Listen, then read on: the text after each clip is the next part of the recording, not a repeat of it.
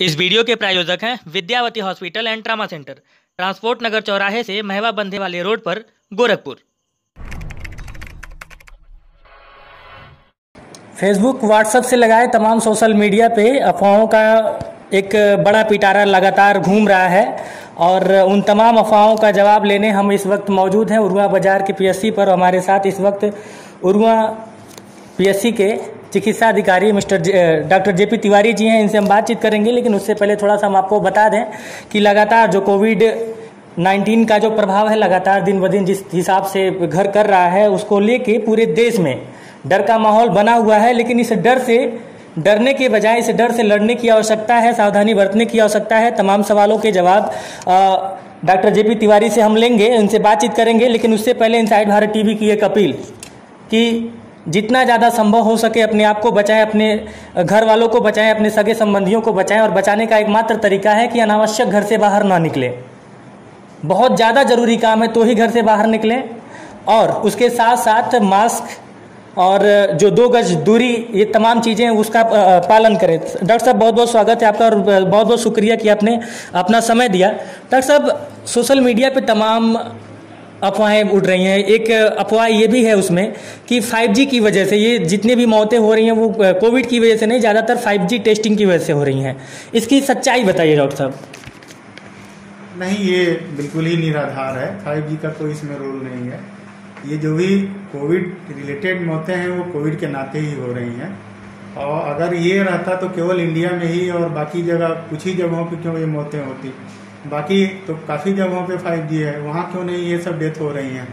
तो ये सब निराधार है, इसमें कोई सच्चाई नहीं है। ये बिल्कुल अफवाह फैलाई गई है। फिलहाल ऑक्सीजन लेवल घटने पे सोशल मीडिया पे एक और लगातार एक मैसेज आ रहा है, उसमें एक फ़ोटो पोस्टर वायरल हो रहा है। प्रोन पोजीशन के बारे में बताया जा रहा है। डॉक्टर साहब, मैं चाहूँगा दर्शकों को उसके बारे में बताइए थोड़ा। हाँ, बिल्कुल ये सही है कि अगर प्रोन में पेट के बल अगर लेटा जाए तो SpO2 बढ़ता है। इसमें ये कोई गलत नहीं है, ये सही है। अगर हम पेट के बल कुछ देर पे लेटते रहें तो ऑक्सीजन लेवल को उससे थोड़ा बढ़ाया जा सकता है। शुरुआती लक्षण, चूंकि ये कहा जा रहा है कि जो पहली वेव थी कोरोना की, उस पहली वाली वेव में 7 दिन का समय लगता था। जो काम कोरोना 7 दिन में करता था, ये वाला जो दूसरी वेव है ये 2 ही दिन में कर रहा है। क्या सिस्टम है, किस तरीके से इससे मतलब कि अवेयरनेस के लिए क्या किया जा सकता है इन सारी चीज़ों के लिए, और ये इसमें कितनी सच्चाई है? नहीं, ऐसा नहीं है कि उसमें देर से लोग मरते थे और इसमें जल्दी मर रहे हैं, ऐसा तो कुछ नहीं देखने को मिल रहा है। लेकिन ये है कि इस बार जो है, चूँकि संख्या ज़्यादा है, संक्रमित ज़्यादा लोग हो रहे हैं, उस रेशियो में डेथ हो रहा है। पिछले बार जो था, पिछले साल में तो संक्रमण इतना ज़्यादा नहीं था। इस बार संक्रमित लोगों की संख्या ज़्यादा है। एक्चुअल डेटा हम लोग भी नहीं दे पा रहे हैं, बस वही डेटा लोग पा रहे हैं जो डेथ का पा रहे हैं। तो ये नहीं है कि पिछले बार में कम डेथ हुआ या इस बार ज़्यादा हो रहा है या जल्दी मर रहे हैं, ऐसा तो हमें नहीं लगता है। इसमें कोई बहुत सच्चाई नहीं है। हाँ, दूसरी चीज़ ये है कि अभी जो इस बार SpO2 लेवल है वो ज़्यादा तेज़ी से गिर रहा है। पिछले बार ऐसा कम होता था, कम केसेज में होता था। तो अभी इस बार अक्सर जो है मरीज शुरू में हल्का फुल्का उसको बुखार और खांसी रहा है। जो लोग बहुत ध्यान नहीं दे रहे हैं, 3-4 दिन तक वो ये सोच रहे हैं कि टाइफाइड है या कुछ और बीमारी है, तो वो लोग अगर अनावश्यक रूप से एंटीबायोटिक का यूज कर रहे हैं तो उनके SpO2 लेवल में दिक्कत आ रहा है।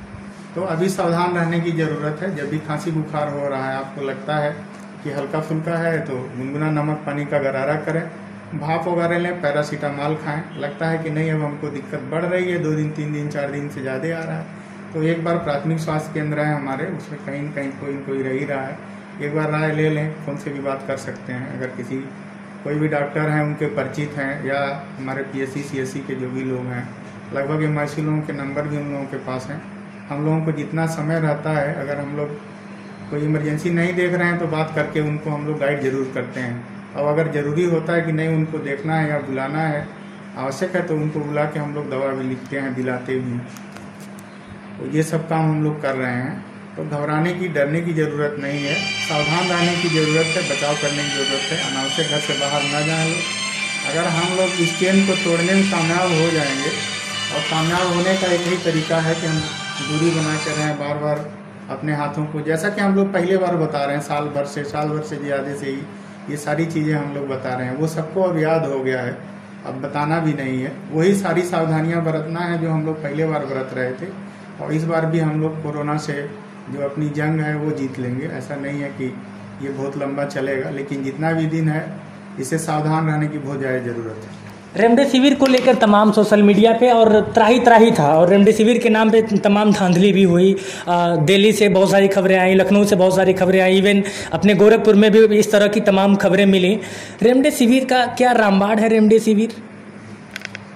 देखिए, कुछ केसेज होते हैं जहाँ पे इन दवाइयों की ज़रूरत पड़ती है, सारे केसेज में इस दवाई की कोई ज़रूरत नहीं है। जो बहुत सीरियस मरीज होते हैं वहाँ पे ये सारी दवाएं यूज करी जाती हैं। बाकी जो हल्के फुल्के केसेज हैं उसमें तो जो सामान्य दवाएं जो हम लोग चला रहे हैं उसी से काम चल जा रहा है। जहाँ SpO2 लेवल बहुत ज़्यादा गिरने लगता है, मरीज वेंटिलेटर पे चला जाता है, ऐसे केसेज में इन दवाइयों का हम लोग यूज कर रहे हैं और उपयोगी भी है। लेकिन सारे जगह ज़रूरी नहीं है कि हम सब सारे मरीजों में इसका यूज करें, क्योंकि अगर सब जगह यूज करा जाएगा तो उसका नुकसान ही मिलेगा, कोई बहुत फ़ायदा मिलना नहीं है। क्योंकि कई जगह मैंने ये सुना कि जैसे ही लोग कोविड पॉजिटिव अपने आप को पा रहे हैं तो वो रेमडेसिविर के पीछे भाग रहे हैं। नहीं, उन लोगों को नहीं खाना है। जो कोविड पॉजिटिव हो उसको नहीं खाना है। ये दवाई कुछ क्रिटिकल केसेज के लिए यूज किया जाता है, उसके क्लियर कट इंडिकेशन है कि कब हम रेमडेसिविर का यूज करेंगे। बिना किसी डॉक्टर के सलाह के कोई भी रेमडेसिविर न खाए, ऐसा सारे हम लोग बता रहे हैं, सबको समझा रहे हैं। अनावश्यक रूप से खाएंगे तो जिसको जरूरी होगा, आवश्यक होगा जिसको देना, वो उसको नहीं मिल पाएगा, और जो बेकार से अनावश्यक रूप से खा लेगा उसको कोई फायदा भी नहीं मिलेगा, उल्टे उसका नुकसान ही उसको मिलेगा। डॉक्टर साहब, एक आखिरी सवाल और बहुत ज़रूरी सवाल, क्योंकि इन दिनों सोशल मीडिया पे एक ट्रेंड बहुत तेज़ी से, एक स्लोगन ट्रेंड कर रहा था, दक्षिणांचल मांगे कोविड अस्पताल, और उसके बाद से मुख्यमंत्री जी ने आदेश किया कि बड़हलगंज में लगभग 150, मतलब कि 100 बेड का कोविड अस्पताल, और उसमें शायद 50 बेड वेंटिलेटर, ऐसे कुछ है। तो क्या आपको लगता है कि उरुआ, चूंकि उरुआ से बड़हलगंज की दूरी और गोरखपुर की दूरी अगर 5-6 किलोमीटर की बात छोड़ दी जाए तो लगभग बराबर पड़ती है, तो क्या उरुआ में भी इतने केसेज आ रहे हैं कि यहाँ पे भी एक कोविड अस्पताल होना चाहिए?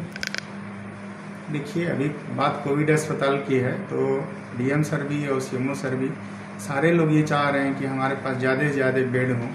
अभी इतनी रिक्वायरमेंट ज़्यादा है कि जितना भी बनाया जाए वो कम ही है। लेकिन ये है कि हम लोग उतने मैन पावर हम लोगों के पास नहीं है कि हर जगह हॉस्पिटल हम लोग डेवलप कर चुके हैं। अभी उरुआ के लिए भी बात चल रहा था, एक बार था कि अराउंड जगदीश पे करा जाएगा, लेकिन वो संभव नहीं हो पाया। तो अभी जो है, अभी तो नया वहाँ वाला मिला है, लेकिन इसके पहले ये अराउंड जगदीश के बारे में भी चर्चा रहा था, लेकिन वो हो नहीं पाया। तो ऐसे में एक खोरावार में एक CSC है, CSC शिवपुर, तो एक उसको सेलेक्ट किया गया और एक और ब्रह्मपुर का है। तो वो 2 के बारे में चर्चा चल रहा है। आने वाले भविष्य में हो सकता है कि ये दोनों जो है बन जाए। अगर मैन पावर मिलेगा तो आगे अराउंड जगदीश के बारे में भी DM सर के द्वारा और CMO सर के द्वारा सोचा जाएगा। ऐसे चर्चा चल रहा है, बातचीत शुरू से ही चल रहा है कि कैसे कैसे कहाँ ज़्यादा से ज़्यादा हम लोग बेड बढ़ाएं और ज़्यादा से ज़्यादा लोगों को भर्ती करा जाए। लेवल 1, लेवल 2, लेवल 3 ये सुविधाएं हम लोग कितना ज़्यादा बढ़ा सकते हैं उतना बढ़ाया जा रहा है।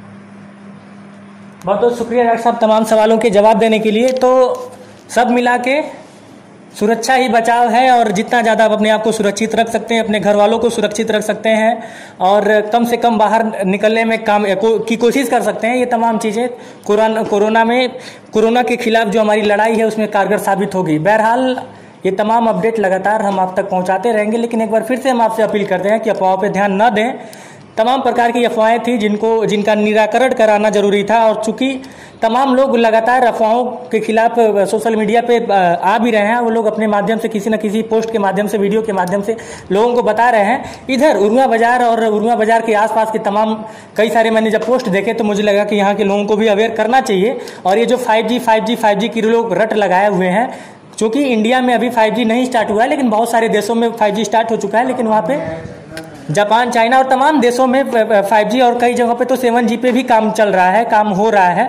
तो ये 5G की वजह से कोई भी चीज़ें नहीं हो रही हैं, सब कुछ कोविड है और बहुत ही ज़बरदस्त तरीके से है, लेकिन ज़रूरत है, डरने की ज़रूरत नहीं है, ज़रूरत है उससे लड़ने की। बहरहाल अभी के लिए इतना ही। लगातार तमाम अपडेट, कोविड से रिलेटेड तमाम अपडेट हम आप तक पहुंचाते रहेंगे। माइक लिए कैमरे के सामने वाला व्यक्ति विकास गोस्वामी, उस पार से मेरा सहयोग कर रहे हैं अश्वनी वर्मा, और आप इनसाइड भारत टीवी देख रहे हैं।